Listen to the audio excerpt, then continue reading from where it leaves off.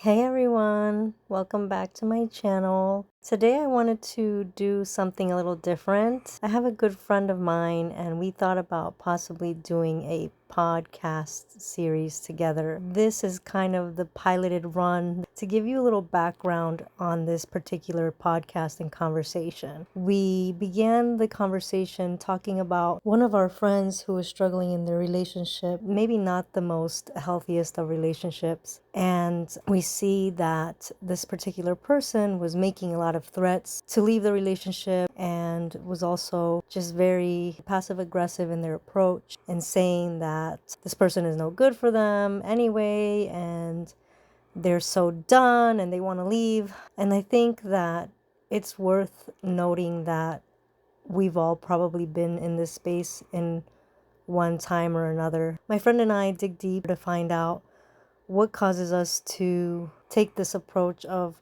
making empty threats and how can we break that cycle, and more importantly, exploring what is genuinely needed to move on from these kind of toxic dynamics and toxic relationships. I do want to add that this is a part 1 of a part 2 series, and I hope you'll enjoy.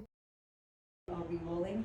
We'll have to do bloopers at the end. Yeah. All right, so the irony is when we're not ready and we want to control, we want to make those empty threats, right? Mm-hmm. It's almost like that last plea of hope.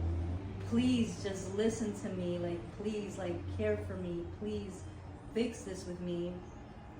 When the reality is you have zero intention of actually leaving that person. And it's not until you finally are like, I'm done, where you just leave quietly. You don't even want to raise those alarms because you don't want that other person to come in and try to be like, no, and try to fight for it. You just want to leave peacefully. Yeah. And I remember that being the case for me. I had done that. Bunch of threats, no consequence, no nothing. Hoping that the empty threats would make a change. I think we also internally, we know instinctually whether we mean that or not. And in those examples that we saw, I don't think there's that genuine, true intention. I think she's like, she wanted to be heard, like very, Exactly. very badly. Exactly. And she wasn't being heard. And it's just like, I'm gonna say these. Trying to get that attention of like, this needs attention and validation too. Mm-hmm. There was a huge part of it too of screaming for validation. I remember when I was truly done, I didn't even want to say a word. I just wanted to get my things, leave his things, and be done.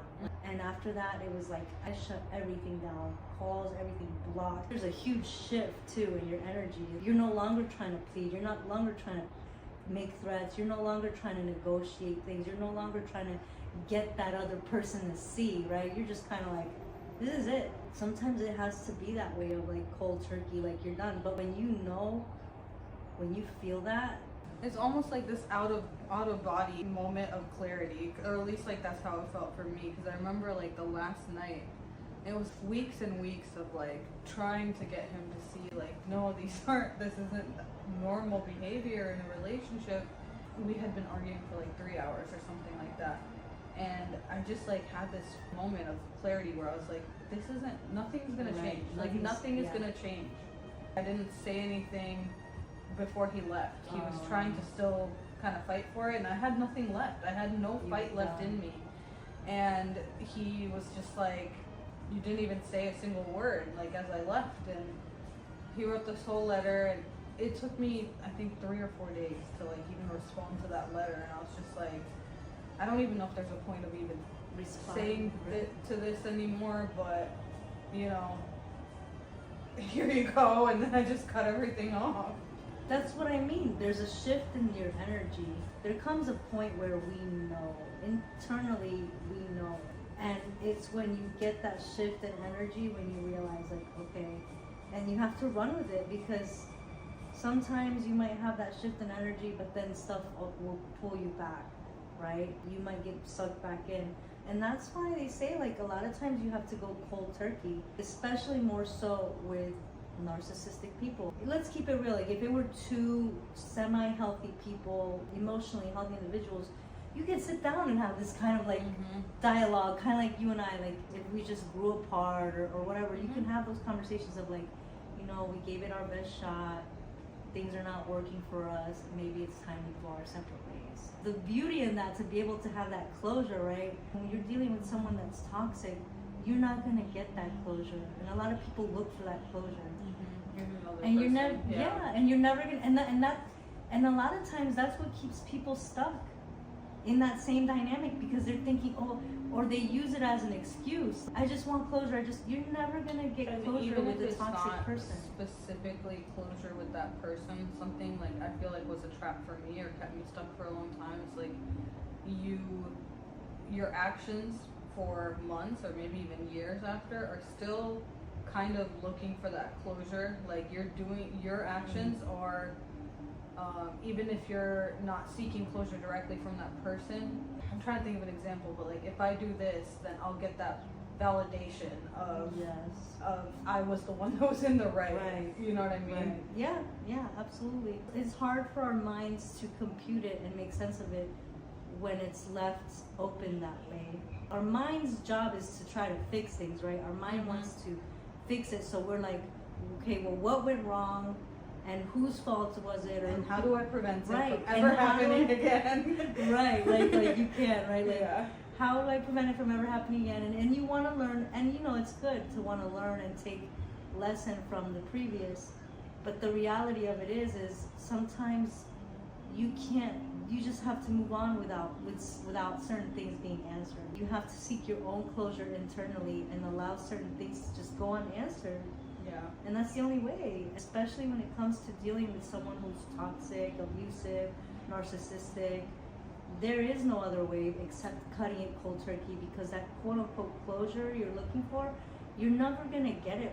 The other person on the other end is not emotionally mature enough or emotionally regulated enough to be able to have that kind of candid conversation. It's always going to be drama. It's always going to be blame shifting and deflecting. There's never accountability. And there's also this aspect that took me a long time to learn of, like, this person didn't meet your needs throughout the relationship. Why are you waiting for them to meet your needs after the relationship? Exactly. They're not capable of it. Exactly. Whatsoever. Like what? Yeah. It's funny you say that, because I remember reading an article that said exactly that.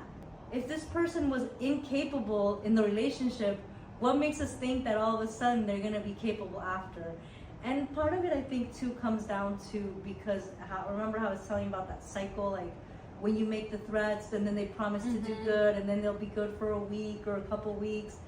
And so you think in your mind, okay, maybe they are capable, and well, maybe if I end things and they see truly that it's ended, then they're just going to snap out of it or snap into being capable. But the reality of it is part of it is a facade. There has to be a genuine, not just intent on the other end, but a genuine desire for change, a genuine desire for improvement, a genuine desire for healing and growth. So there you have it, you guys. Here's part 1 of our part 2 series, where we explored some of the reasons we tend to stay in toxic relationships and some of the toxic dynamics that we tend to revert to, when really what we're seeking is understanding and validation, but having a hard time being able to get that need met in a healthy way. In part 2, we will be exploring the importance of change, what is needed for change, and how we can promote change within ourselves, remembering that we can't change others and that others have to want to change themselves and better themselves. We are not able to will others into change. They have to want to change for themselves. This is something that if we want to be healthy, we have to come to terms with and understand that other people's behaviors and their desire for change is not within our control. We can only change ourselves. I look forward to continuing to share in these with you. Stay tuned for part 2 of our podcast series. Till next time, bye.